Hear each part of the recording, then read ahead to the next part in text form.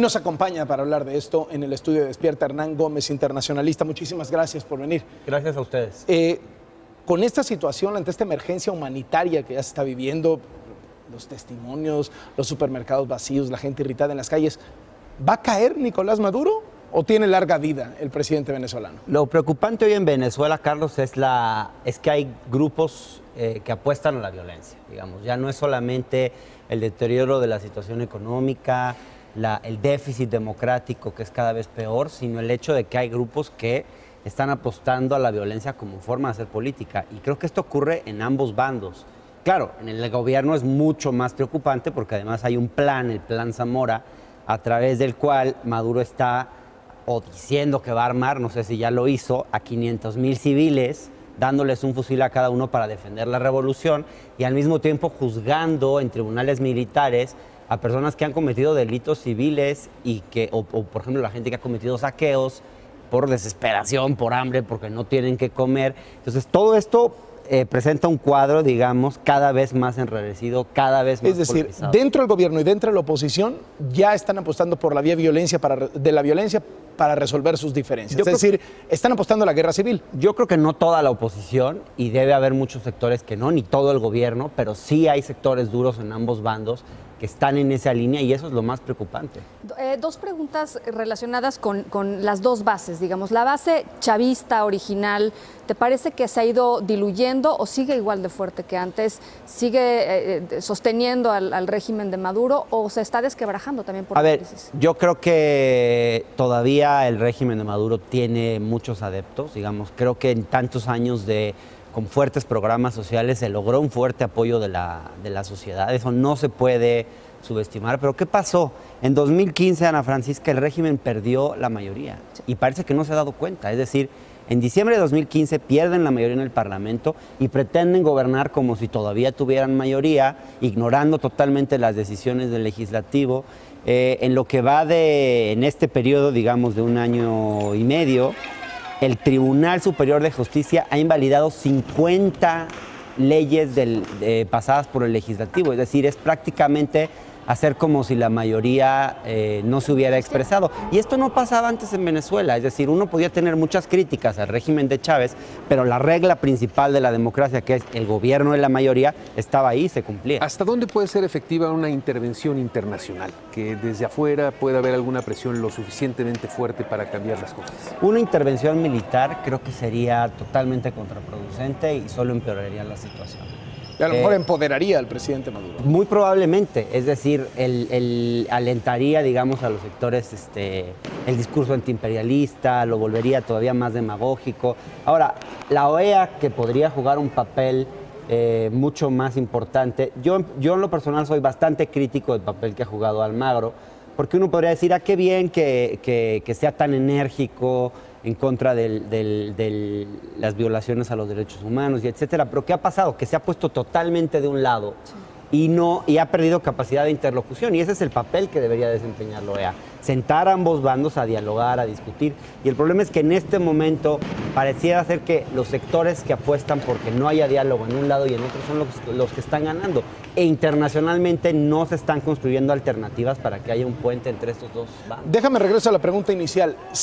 ¿Va a caer Maduro o permanecerá en la presidencia hasta el 2019 o incluso más allá del 2019, que es su periodo? Bueno, es que ese es el problema, que ahora están intentando, a través de una asamblea constituyente, generar, digamos, probablemente cambiar el propio periodo constitucional. Es decir, no permitieron el referéndum revocatorio a pesar de que estaba en la Constitución. Retrasaron las elecciones locales que estaban en la norma, es decir, el calendario electoral normal. Y ahora es probable que el régimen a lo que apueste con el constituyente es a que no se celebren elecciones el año que viene, quizás. Entonces, yo veo difícil que Maduro caiga muy pronto, honestamente. ¿Qué papel juega el ejército? Porque se ha hablado mucho que si alguien puede frenar esta situación, si alguien puede ponerle un alto a Maduro, es el ejército, curiosamente, que al parecer hay un poder en Venezuela tremendo, o que la influencia a lo mejor de Cuba. ¿Qué hay de ello? Yo no creo que la influencia de Cuba sea determinante en esta crisis. Me parece que el ejército todavía se mantiene bastante fiel al régimen. Yo no veo que dentro del propio ejército en este momento vaya a haber un resquebrajamiento que ponga fin al régimen. Y las distintas oposiciones, porque cuando estaba el presidente Chávez, uno veía que habían muchas oposiciones y muy opuestas entre ellas, ¿no? Entonces esa era parte del problema y parte de lo que empoderó al propio Chávez. Hoy, ¿te parece que la oposición está por lo menos unida en ciertos lineamientos generales o sigue una desagregación, digamos, de la oposición? No, la oposición venezolana no es ni ha sido monolítica, es decir, sí, evidentemente hay una gran diversidad de fuerzas opositoras. Me parece que con el esfuerzo de la creación de la Mesa de Unidad Democrática se logró juntar a muchos de ellos. El problema es que la oposición no ha logrado, por ejemplo, tener figuras suficientemente carismáticas que atraigan a la población, hasta muy recientemente, digamos. Y creo que además, el hecho de que muchos de las figuras de la oposición estén, digamos, en Venezuela hay 251 presos políticos. Sí, están en la Algunos cárcel, son ¿no? figuras de la oposición, no ha sido fácil. Hay también una parte de la oposición que está en la sociedad civil y que también está sufriendo, digamos, la represión de forma fuerte. ¿Cómo se resuelve una situación así? Desde tu punto de vista, ¿qué podría poner fin a esta tremenda bronca que tiene Venezuela? ¿Es la salida del presidente? ¿Es que el ejército le dé un golpe de Estado?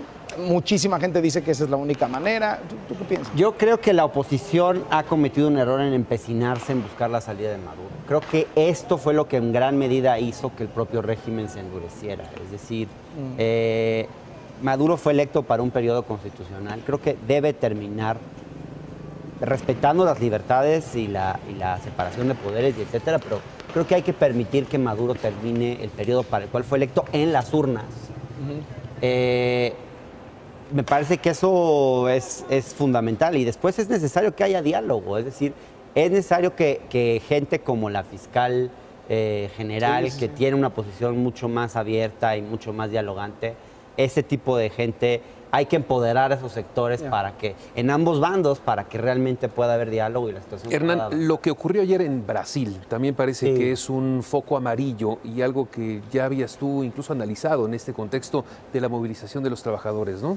Bueno, Brasil está viviendo una situación muy complicada. Ya anticipábamos muchos que Temer en algún momento iba a salir involucrado en algún escándalo de corrupción. Ya había dudas sobre el financiamiento de su última campaña electoral. Ese es un caso que se está tratando.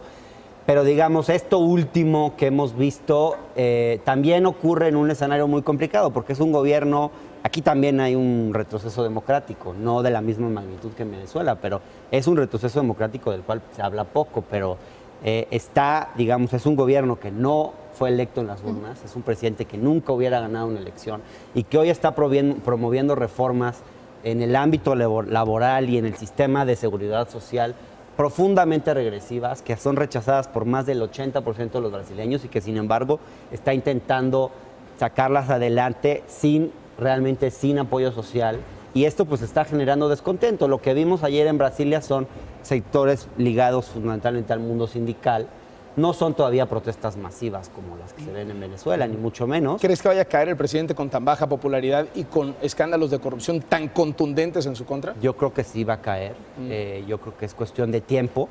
Brasil, en teoría, es un sistema presidencial, pero en la práctica funciona como un sistema parlamentario, porque son gobiernos donde ningún partido tiene mayoría, donde en un Congreso muy fragmentado es necesario, digamos, tener ministros de distintos partidos en el gobierno para sostenerse en el poder. Y en el caso de Temer, muchos de los partidos que los de su base de gobierno ya están desertando. Muchísimas gracias por venir, Hernán Gómez.